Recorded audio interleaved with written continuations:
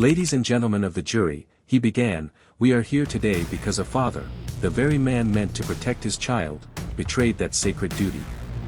The evidence will show that Thomas Avery did not just fail his son, Ethan Avery, he deliberately plotted his death. The courtroom was packed. Reporters lined the back wall, their cameras flashing as they captured every tense expression. The gallery overflowed with spectators, some eager for justice, others simply drawn by the scandal of a wealthy man on trial for his own son's murder. At the defendant's table sat Thomas Avery, his tailored navy blue suit doing little to mask the exhaustion on his face. His silver-streaked hair was neatly combed, but his fingers drummed anxiously on the polished wood of the table.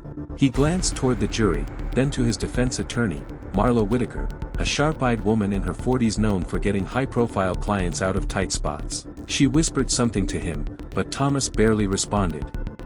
Across the aisle, the prosecutor, Daniel Foster, adjusted his tie and took a deep breath before rising. He walked to the jury with confidence, his voice steady but firm. Ladies and gentlemen of the jury, he began, we are here today because a father, the very man meant to protect his child, betrayed that sacred duty. The evidence will show that Thomas Avery did not just fail his son, Ethan Avery, he deliberately plotted his death.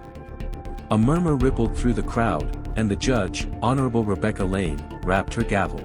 Foster continued, the defense will tell you that Ethan's death was a tragic accident, a drowning in the swift waters of Lake Greenwood. But we will prove otherwise. We will show that Thomas Avery was drowning in debt, millions owed to creditors, business ventures collapsing, when he took out a substantial life insurance policy on his son.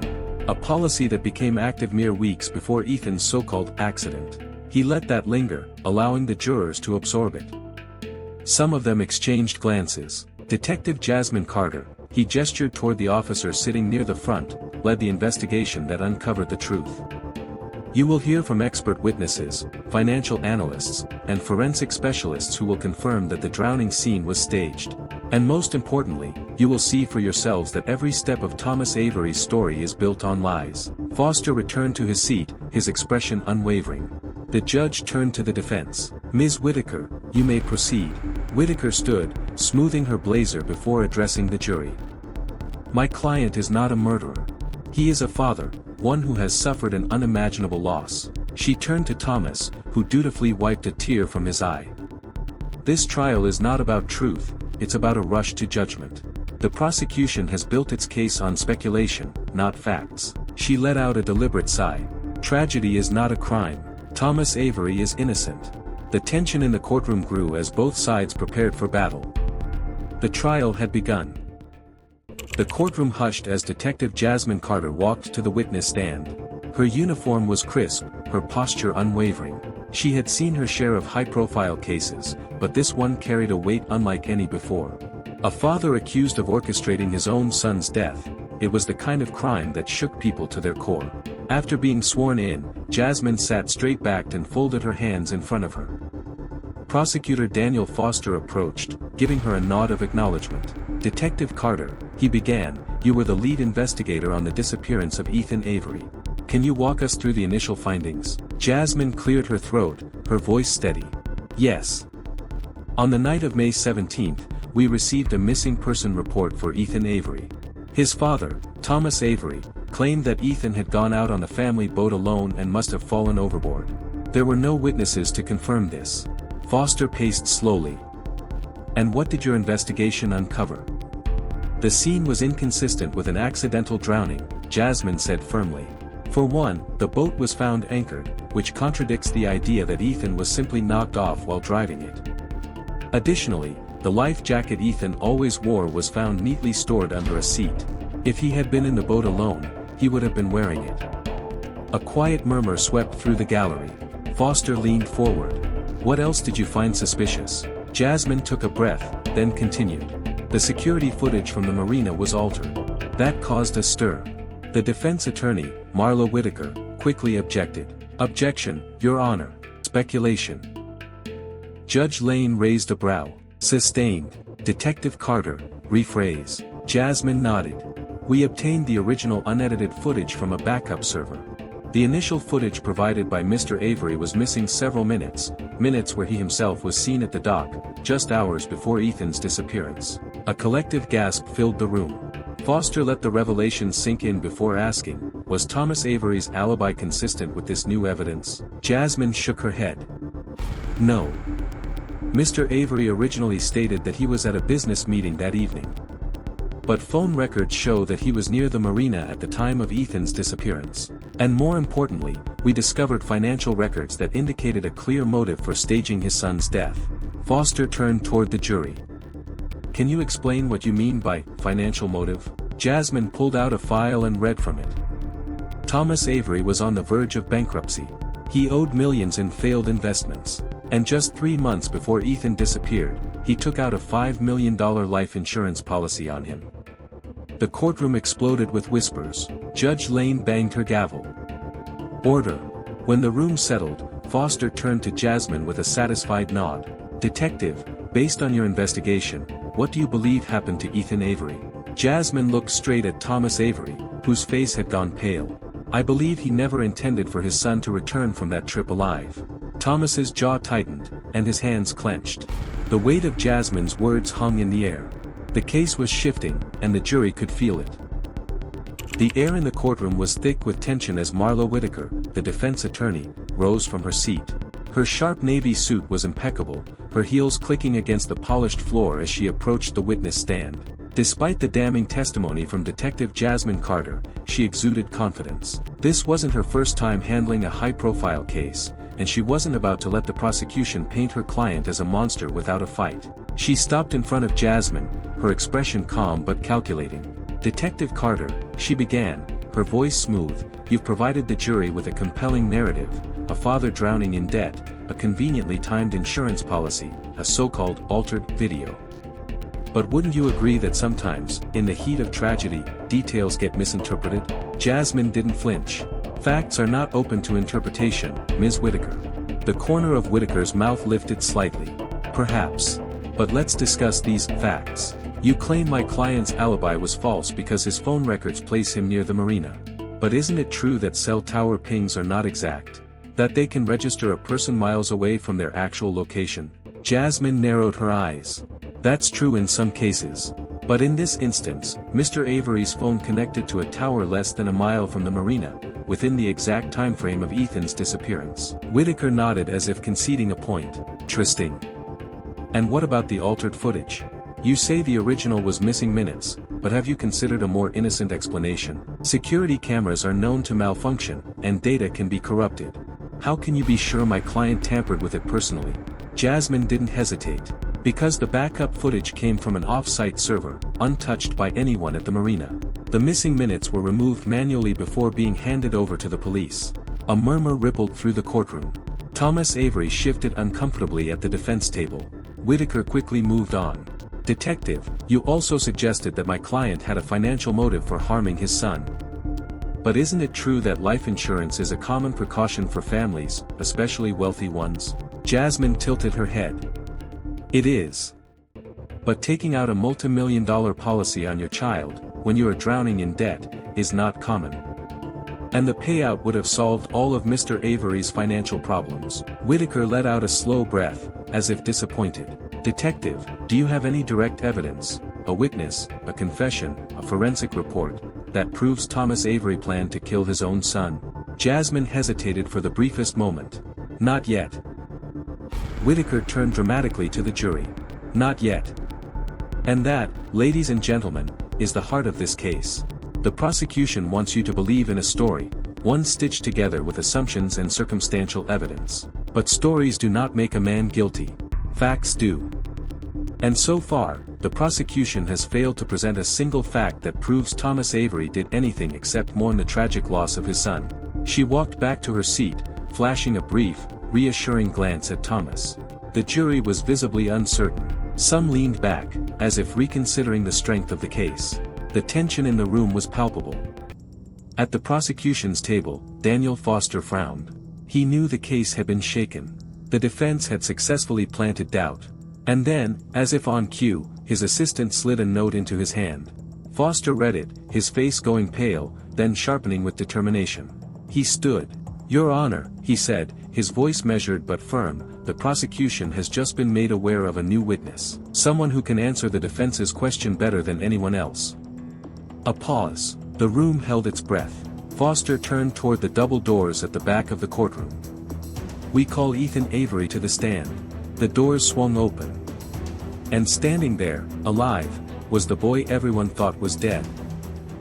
For a split second, the courtroom was frozen in stunned silence. Then, as if someone had flipped a switch, gasps erupted from the audience. Reporters fumbled for their cameras, flashes bursting like fireworks. Jurors stared wide-eyed at the figure standing in the doorway. Ethan Avery was alive. Thomas Avery's face drained of all color. His mouth opened slightly, but no words came out. His hands, which had been resting calmly on the defense table, clenched into fists. His attorney, Marla Whitaker, looked equally stunned. Ethan took a cautious step forward. He was thinner than before, his hair slightly longer, his face filled with an exhaustion far beyond his years. His eyes swept across the room, finally locking onto his father's. "I'm not dead," Ethan said, his voice raw but firm. "And I never drowned." The judge, Rebecca Lane, banged her gavel. "Order. Order in the court." The room slowly quieted, though whispers still buzzed like an electric current. The defense attorney stood up abruptly. "Your Honor, this is outrageous. The prosecution failed to disclose this so-called witness." Prosecutor Daniel Foster turned to her, his expression cold. "Because we just found out he was alive, Ms. Whitaker." He turned to the judge. "Your Honor, Ethan Avery has come forward voluntarily, and his testimony will directly determine the truth of this case. I request that he be sworn in immediately." Judge Lane adjusted her glasses, clearly shaken by the sudden turn of events. She studied Ethan for a long moment before nodding. "Bailiff, swear in the witness." The bailiff approached Ethan. "Raise your right hand." Ethan lifted his hand, his fingers trembling slightly. "Do you swear to tell the truth, the whole truth, and nothing but the truth, so help you God?" "I do." Ethan took the witness stand, the weight of every gaze in the room pressing down on him. He inhaled deeply, then let it out slowly. He had been running for so long. Hiding. But now, there was nowhere left to go. Foster approached him carefully. "Ethan, can you tell the court why the world thought you were dead?" Ethan swallowed hard, then turned his head toward his father. "Because he wanted me to be." Another gasp rippled through the courtroom. Thomas flinched. Whitaker immediately jumped to her feet. "Objection. Leading the witness." "Sustained," Judge Lane said, though her own expression remained troubled. "Prosecutor, rephrase." Foster nodded. He softened his tone. "Ethan, just tell us in your own words what happened." Ethan took another breath, then began the story that would change everything. "I overheard my dad on the phone," he said. "He thought I was asleep, but I wasn't. He was talking about debts, about how he was going to lose everything. And then he said something that scared me." Ethan's hands tightened around the edge of the witness stand. His voice dropped to a near whisper. He said, "It's time to cut my losses." Thomas's jaw clenched. The muscles in his neck twitched. Foster's voice remained steady. "And what did you think that meant?" Ethan turned back to the jury. "At first, I didn't know. But then, the next day, he took me to the lake." A chill settled over the courtroom. "My dad never takes me out on the boat alone," Ethan continued.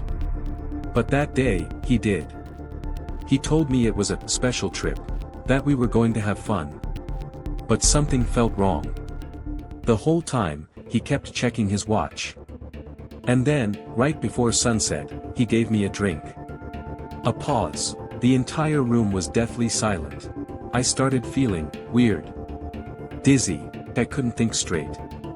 "And then, he told me to sit at the edge of the boat." Someone in the audience gasped audibly. Foster leaned forward. "Ethan, did your father push you?" Ethan nodded. "I remember feeling his hands on my back. Then I hit the water." His voice cracked slightly. "I couldn't move right. My arms were heavy. The water pulled me down." Even Judge Lane looked shaken now. Foster's voice was firm but gentle. "So how did you survive?" Ethan clenched his jaw. "I don't know how, but adrenaline kicked in. I fought against the drug. kicked hard.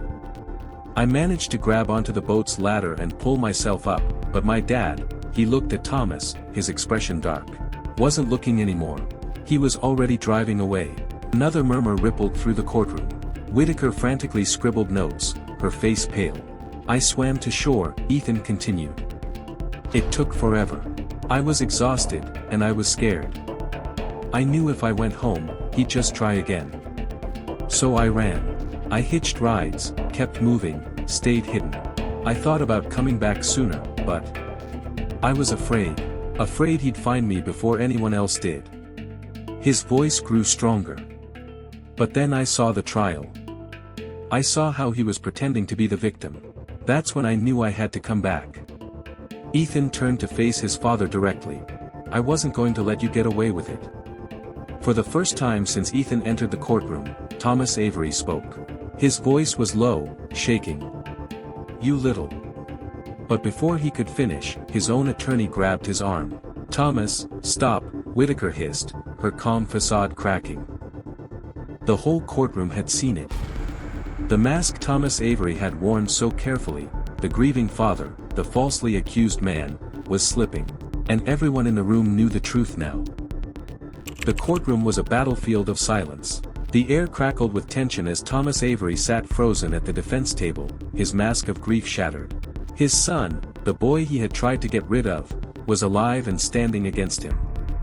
The jury, the audience, even Judge Lane sat in stunned disbelief. Marlo Whitaker, his defense attorney, tried to recover.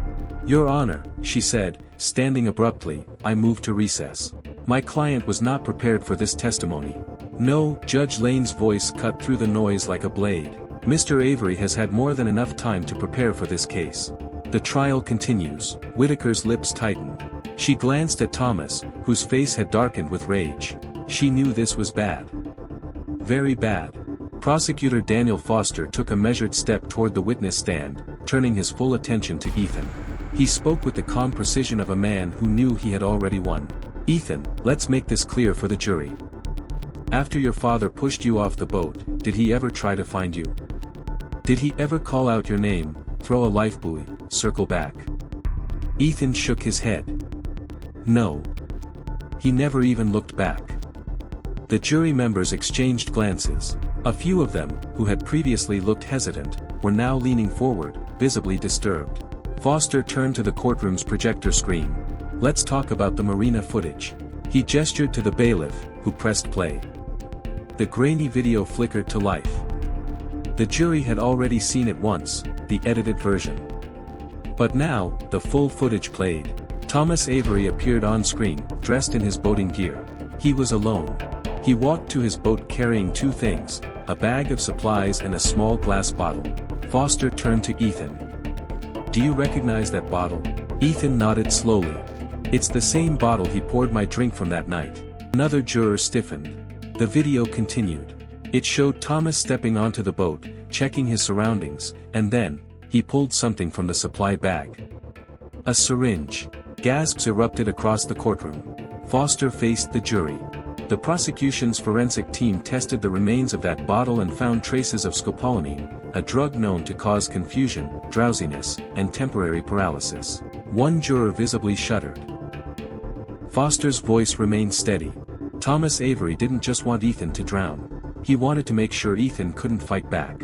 Judge Lane exhaled sharply. Even she looked shaken. Mr. Foster, she said, her voice quieter now, are you saying the defendant deliberately drugged his son before attempting to kill him? Foster nodded. That is exactly what I'm saying, Your Honor. The courtroom erupted.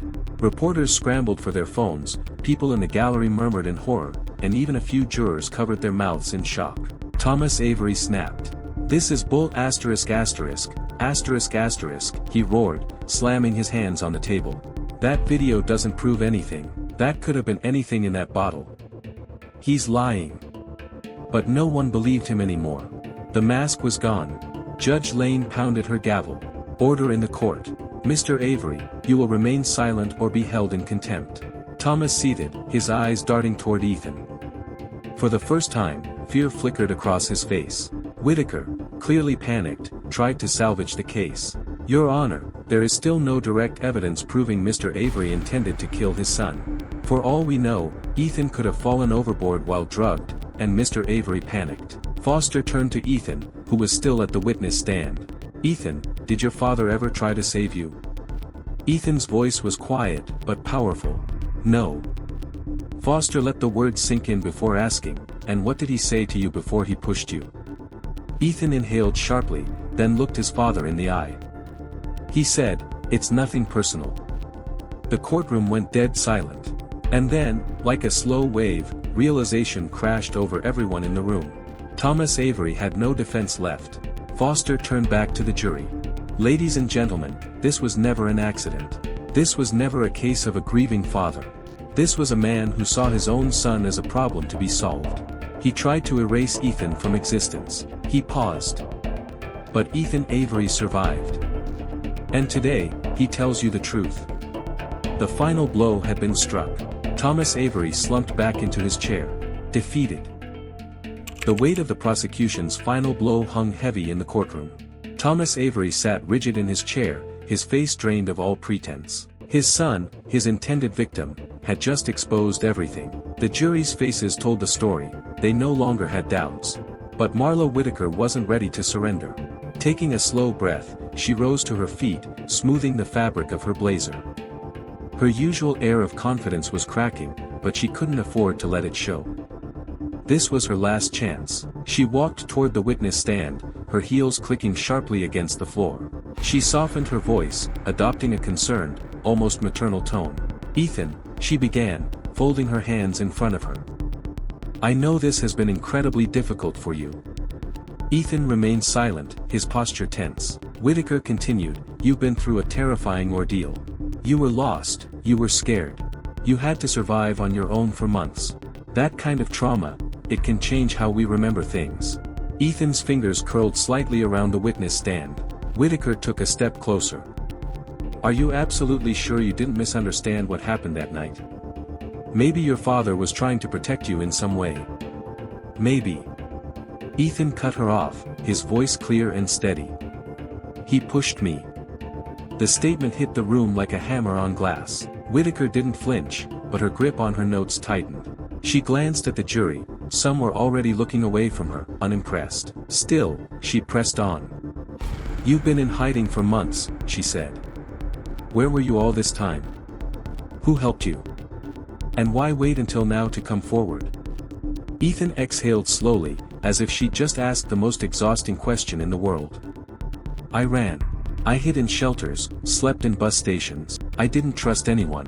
I didn't think anyone would believe me."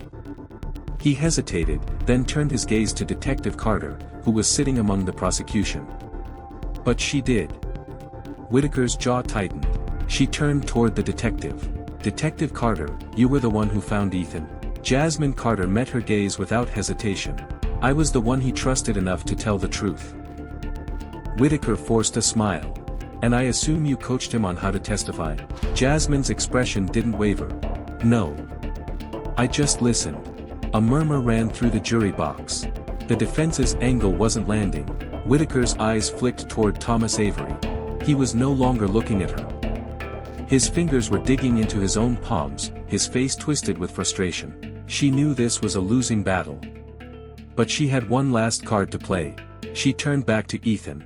"You claim your father pushed you. You claim he left you for dead. But the only proof we have is your word.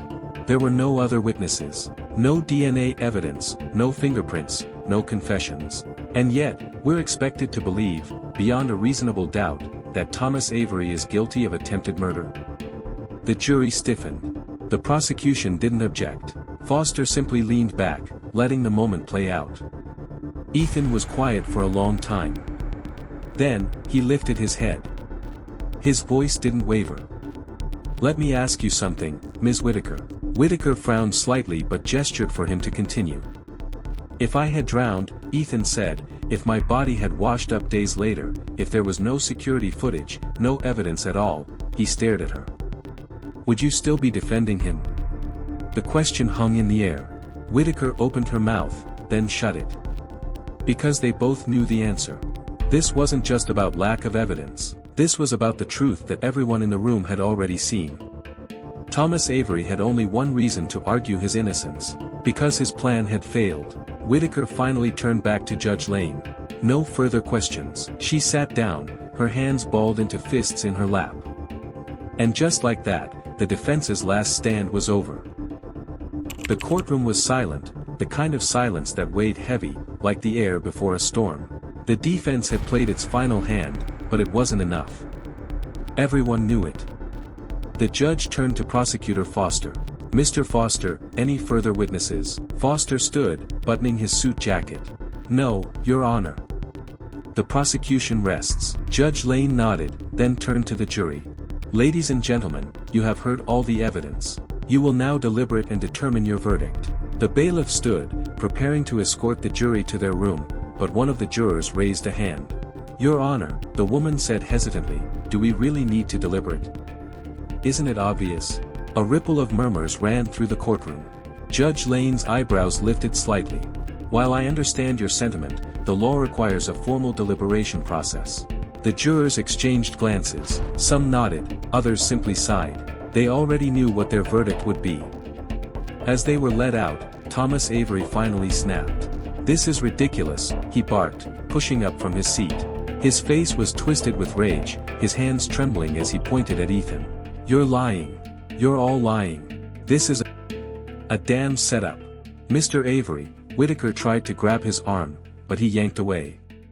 "This is my son," Thomas shouted, his voice wild. "I loved him. I raised him. Why the hell would I try to kill him?" Ethan sat still, staring at his father with an unnerving calm. "You tell me," he said softly. The words cut sharper than a knife.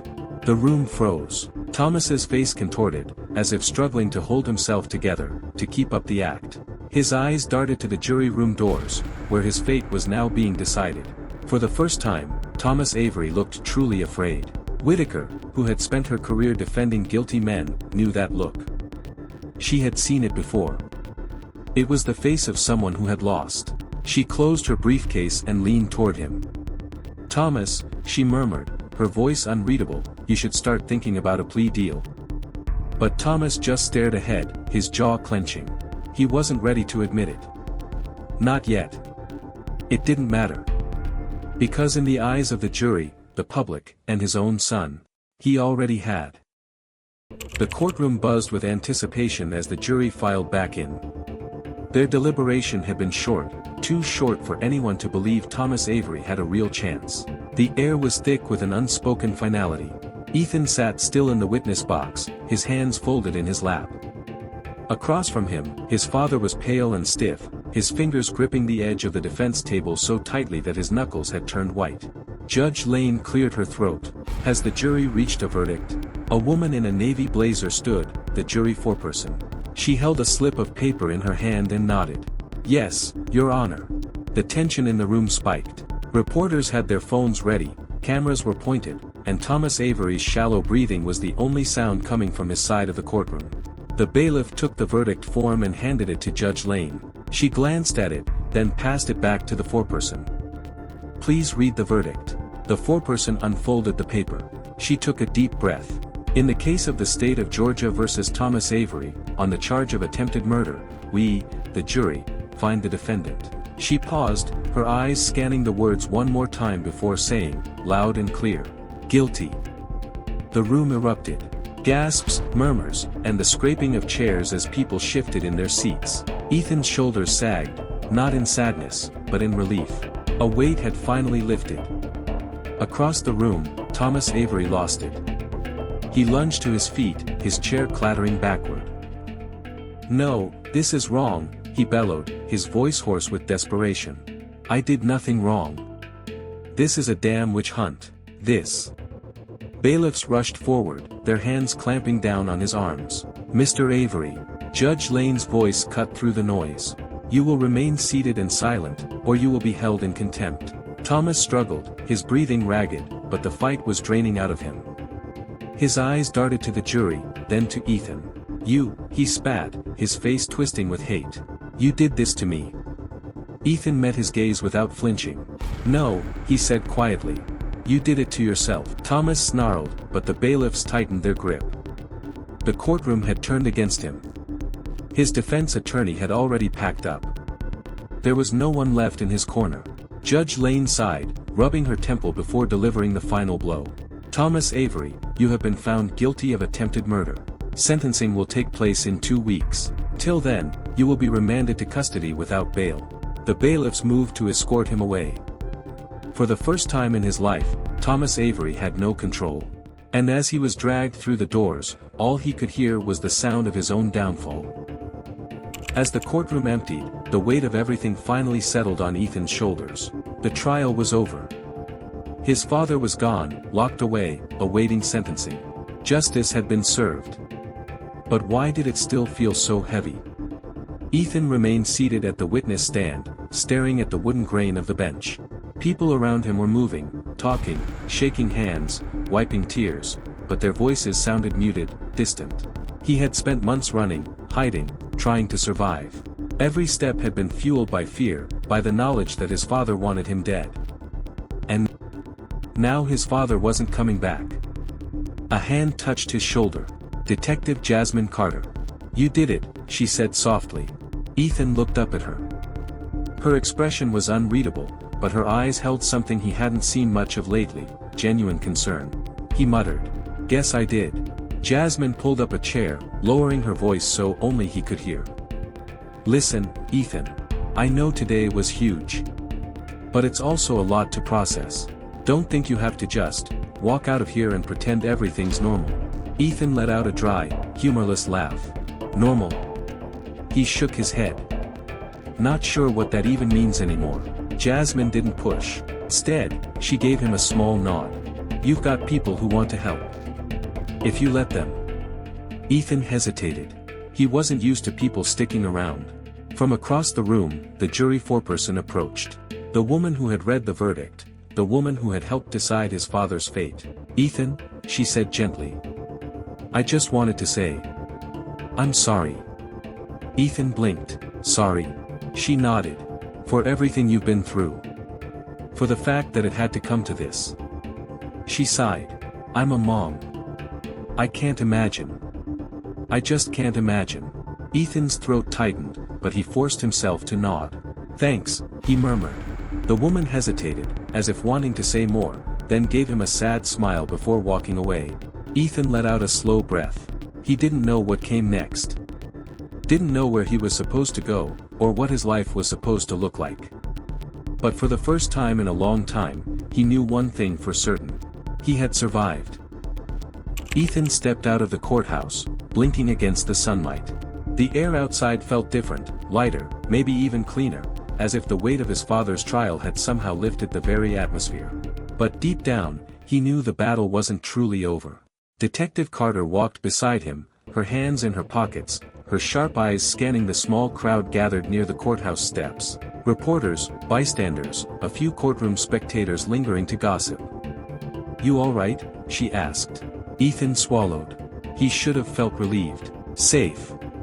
But a strange unease settled in his gut. He said, though it didn't sound convincing. Carter studied him for a moment, then exhaled. "You did something brave today. But listen, just because the verdict's in doesn't mean everything's over." Ethan glanced at her. "You think he's gonna try something from prison?" Carter shook her head. "Not him." Ethan's brow furrowed. "Not him."